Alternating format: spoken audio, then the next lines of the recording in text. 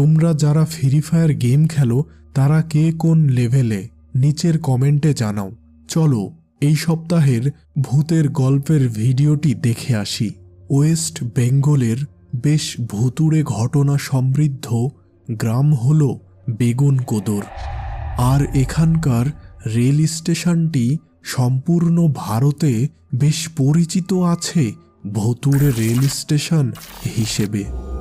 British আমলে যখন এই রেল স্টেশনে অজানা কারণে মানুষ মারা যেত, তখন তাদের মৃতদেহ স্টেশনের পাশের একটি ছোট জঙ্গলের মধ্যে পুঁতে দেওয়া হতো। সময়ের সাথে সাথে এখন সেখানে ঘন বনের সৃষ্টি হয়েছে। গ্রামের মানুষগুলো ওই বনটিকে খুব বেশি ভয় পায়। ওই গ্রামের ছেলে হওয়া সত্ত্বেও মনোজ ও সুজন কিন্তু নিয়মিত ওই বনের মধ্যে যেত। তাদের নেশা ছিল ওই অনলাইনের জনপ্রিয় গেম ফ্রি ফায়ার খেলার।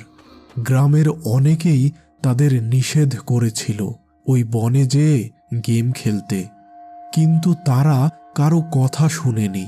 তাদের কথা হলো কোনো এক বিশেষ কারণে ওই বনের মধ্যে বসে ফ্রি ফায়ার গেম খেলা নাকি তাদের জন্য বেশ সৌভাগ্যের।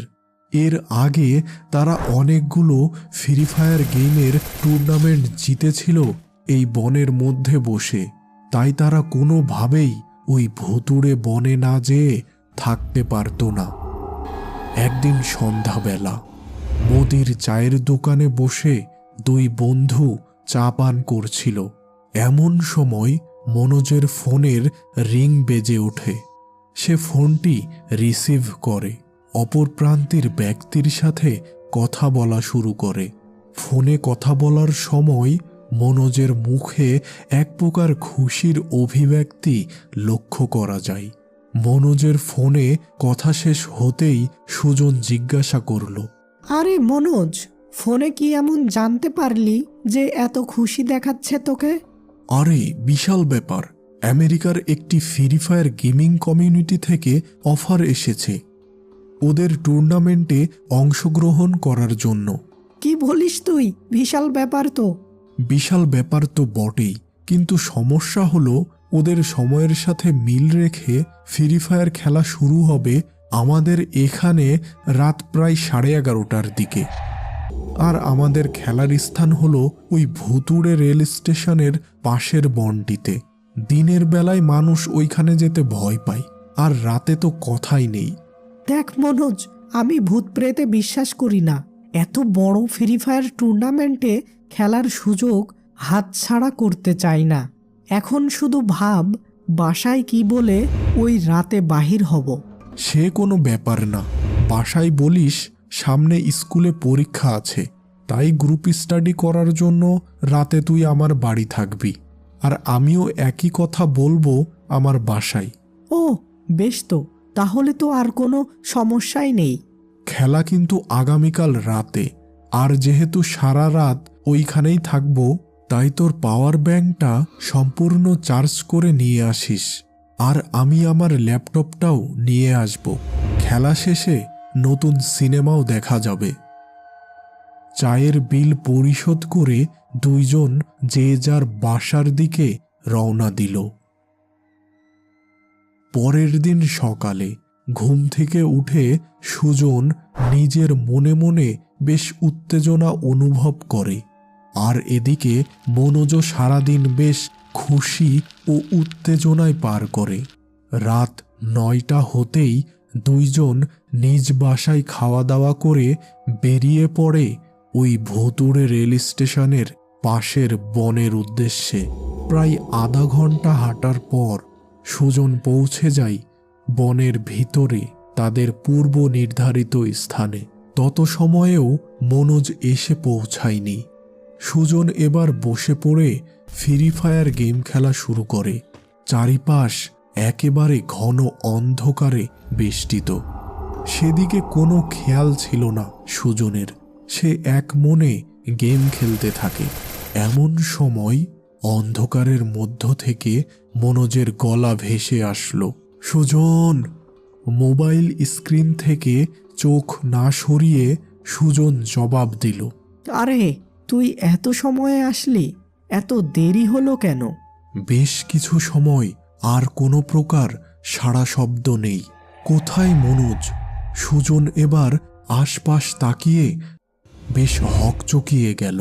ছোটবেলায় সে শুনেছিল ভূত প্রেত নাকি একবার নাম ধরে ডাকে এবং সেই ব্যক্তি উত্তর নিলেই তার বিপদ ঘটে।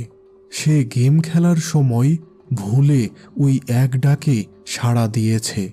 এবার সুজনের মনে বেশ ভয়ের সঞ্চার হয়। হঠাৎ তার সামনের অন্ধকারের মধ্যে কে যেন দৌড়ে গেল। সুজনের মুখ থেকে বেরিয়ে আসলো, কে কে ওখানে? ওই দিক থেকে কোনো প্রকার সাড়া শব্দ নেই। কিছু সময় পর আবার ওই দৌড়ানোর শব্দ শোনা গেল। সুজন এবার ভীত কণ্ঠে বলে উঠল, মনোজ, তুই কি? দেখ, আমাকে ভয় দেখানোর চেষ্টা করিস না। দ্রুত এখানে এসে বস, আর একটু পরেই আমাদের খেলা শুরু হবে।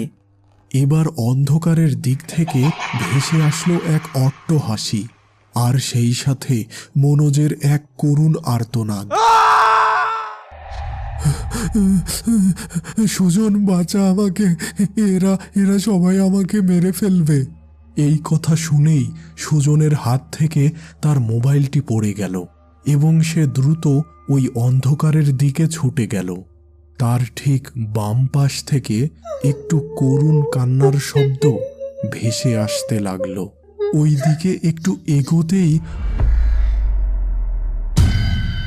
হঠাৎ তার সামনে একটা কাটা হাত এসে পড়ল। সুজন ভয়ে চিৎকার দিয়ে উঠল। এবার অন্ধকারের ভেতর থেকে, সুজন, আর সামনে যাস না, তুই এখান থেকে দ্রুত বাড়ি চলে যা। আর পারলে ফ্রি ফায়ার গেম সহ সকল আসক্তিমূলক খেলা যা আমাদের দিনের বেশিরভাগ সময় নষ্ট করে তা থেকে বিরত থাকিস।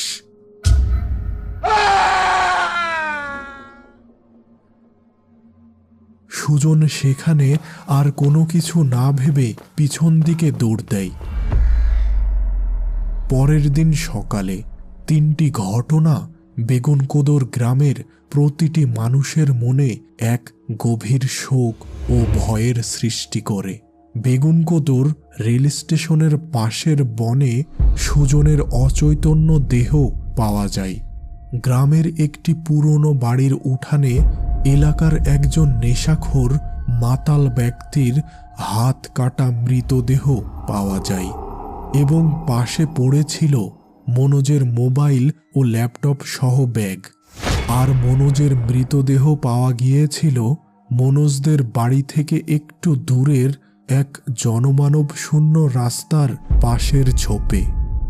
বোঝাই যাচ্ছে যে মনোজকে রাতের বেলা একা ওই জনমানব শূন্য স্থানে ওই গ্রামের নেশাখোর মাতাল ব্যক্তিটি হত্যা করে এবং তার মোবাইল ও ল্যাপটপ সহ ব্যাগ নিয়ে পালিয়ে যায়।